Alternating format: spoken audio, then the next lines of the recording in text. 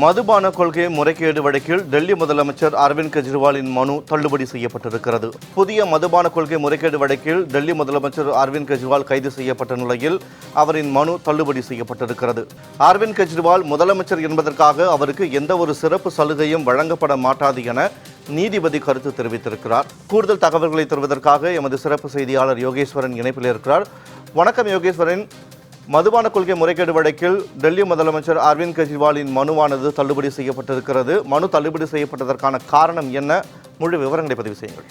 டெல்லி முதலமைச்சர் அரவிந்த் கெஜ்ரிவால் டெல்லி மதுபான கலால்வரை கொள்கை முறைகேடு வழக்குல மார்ச் 21 கைது செய்யப்படுகிறார். டெல்லியில் உள்ள அவரது இல்லத்துல வைத்து அமலாக்கத்துறை மார்ச் 22 டெல்லியில் இருக்கக்கூடிய விசாரணை நீதிமன்றமான ரோஸ் அவென்யூ நீதிமன்றத்தில் அரவிந்த் கெஜ்ரிவால் ஆஜர்படுத்தப்பட்டு முதலாவதாக 11 நாட்கள் அமலாக்கத்துறை விசாரணை காவல் கேட்டு பெற்றிருந்தது. அதற்கு பிறகாக 15 நாட்கள் ஏப்ரல் 15 வரை தற்போது அரவிந்த் கெஜ்ரிவால் திகார் சிறையில நீதிமன்ற விசாரணை காவல்ல சிறையில் அடைக்கப்பட்டிருக்கக்கூடிய நிலையில அரவிந்த் கெஜ்ரிவால் தரப்பு வழக்கறிஞர்கள் இதற்கிடையே டெல்லி உயர்நீதிமன்றத்துல அரவிந்த் கெஜ்ரிவாலுடைய கைது செய்யப்பட்டது சட்டவிரோதம் என அறிவிக்க கோரி அவர்கள் தரப்புல மனு என்பது தாக்கல் செய்யப்பட்டது. இந்த மனு மீதான விசாரணை என்பது சமீபத்துல இருதரப்பு வாதங்கள் நிறைவடைந்து தீர்ப்பு தேதி குறிப்பிடாமல் ஒத்திவைக்கப்பட்டிருந்தன.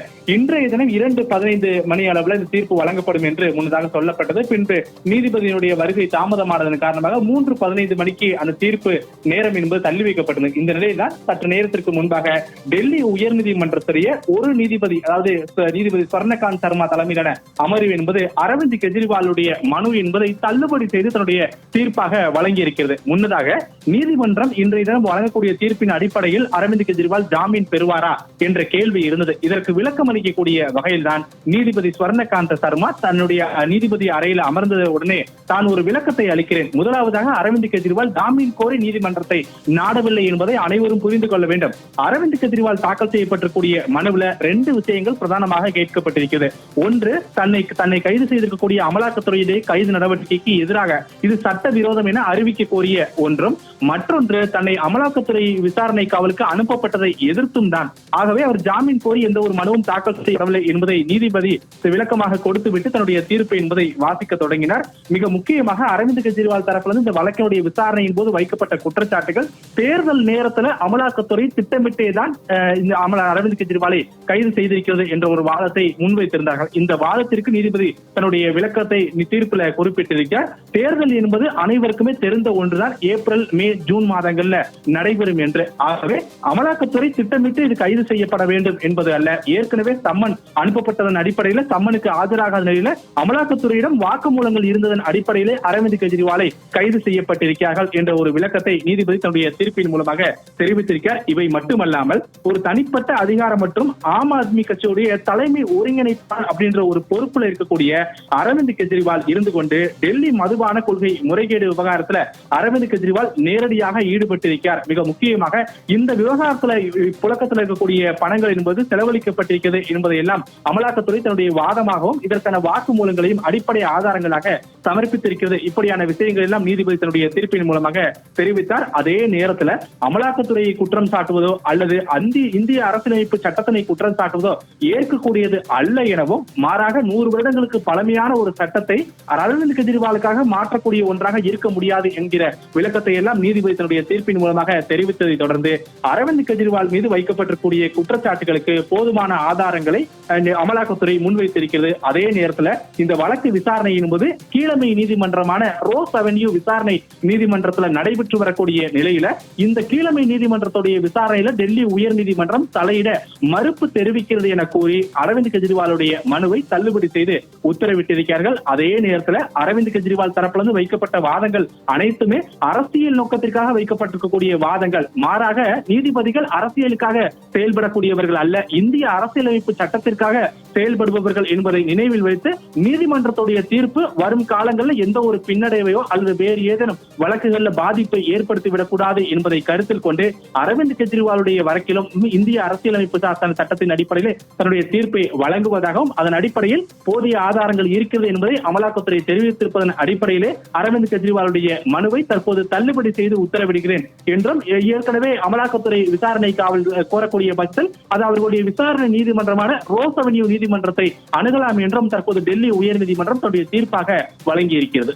யோகேஸ்வரன், தற்போது அரவிந்த் கெஜ்ரிவாலினுடைய மனு தள்ளுபடி செய்யப்பட்டிருக்கிற நிலையில் அரவிந்த் கெஜ்ரிவால் மற்றும் ஆம் ஆத்மி கட்சியின் அடுத்த கட்ட நடவடிக்கை என்னவாக இருக்கும்? அவர் தொடர்ந்து முதலமைச்சர் பதவியில் நீடிப்பதற்கான தார்மீக பொறுப்பு இருக்கிறதா அல்லது அவர் ராஜினாமா செய்வதற்கான வாய்ப்புகள் ஏதேனும் இருக்கிறதா?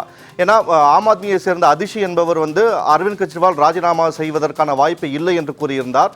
தற்போது அதுக்கு தொடர்பான ஏதாவது விளக்கங்கள் ஏதேனும் கொடுக்கப்பட்டிருக்கிறதா? இல்ல, கிட்டத்தட்ட நீதிபதி சொல்லக்கூடிய அதே கருத்துதான். இது அரசியல் ரீதியிலான விஷயங்களை பேசுவதற்கு பதிலாக சட்ட ரீதியிலான ஆலோசனைகள் மூலமாக என்ன சொல்கிறார்கள் என்றால், அரவிந்த் கெஜ்ரிவாலுக்கு ஏற்கனவே ஏப்ரல் 1ஆம் தேதி தான் 15 நாட்கள் நீதிமன்ற விசாரணை காவல் வழங்கப்பட்டு திகார் சிறையில் அடைக்கப்பட்டிருக்கிறார். அப்படியான பட்சத்தில் ஏப்ரல் 15ஆம் தேதி வரை அரவிந்த் கெஜ்ரிவால் திகார் சிறையில நீதிமன்ற காவல்ல அடைக்கப்பட்டிருப்பார். ஏப்ரல் 15ஆம் தேதி மீண்டும் டெல்லியில் இருக்கக்கூடிய ரோஸ் அவென்யூ விசாரணை நீதிமன்றத்துல அரவிந்த் கெஜ்ரிவால் ஆஜர்படுத்தப்படுவார். அதற்கு முன்னதாகவே அரவிந்த் கெஜ்ரிவால் தரப்பிலிருந்து மீண்டும் விசாரணை நீதிமன்றத்துல முறையான ஜாமீன் கோரி தாக்கல் செய்வதற்கான வாய்ப்புகள் அதிகம் இருக்கிறது என்பதை தற்போதைய டெல்லி உயர்நீதிமன்றத்துடைய தீர்ப்பின் மூலமாக புரிந்து கொள்ள முடிகிறது. அதற்கான காரணம், டெல்லி உயர்நீதிமன்றத்துடைய நீதிபதி ஸ்வர்ணகாந்த சர்மா கூட இன்றைய தினம் தன்னுடைய தீர்ப்பின் போது குறிப்பிடப்படும் போது ஜாமீன் கோரி அரவிந்த் கெஜ்ரிவால் தரப்புல எந்த ஒரு ஜாமீன் மனுவும் முன்வைக்கப்படவில்லை என்பதை தெளிவாகவே தெரிவித்து விட்டார். இதன் காரணமாக அரவிந்த் கெஜ்ரிவால் ஜாமீன் கோரி மீண்டும் விசாரணை நீதிமன்றமான ரோஸ் அவென்யூ நீதிமன்றத்தை நாடுவதற்கு அதிக அளவிலான வாய்ப்புகள் இருக்கிறது. அப்படி ஒருவேளை இல்லை என்ற பட்சத்திலும் கூட டெல்லி உயர்நீதிமன்றத்துடைய உத்தரவை எதிர்த்து 2 நீதிபதிகள் கொண்ட அமர்வுக்கு மீண்டும் முறையிடுவதற்கான வாய்ப்புகள், இப்படியான பல்வேறு சட்ட வழிவகைகள் இருக்கிறது. அதே போல முதலமைச்சர் பதவியில் அரவிந்த் கெஜ்ரிவால் தொடர்ந்து நீடிப்பாரா என்ற கேள்வி ஏற்கனவே டெல்லியில மிகப்பெரிய குழப்பத்தையும் கேள்வியும் எழுப்பியிருக்கக்கூடிய ஒரு கேள்வியாகத்தான் பார்க்க முடியுது.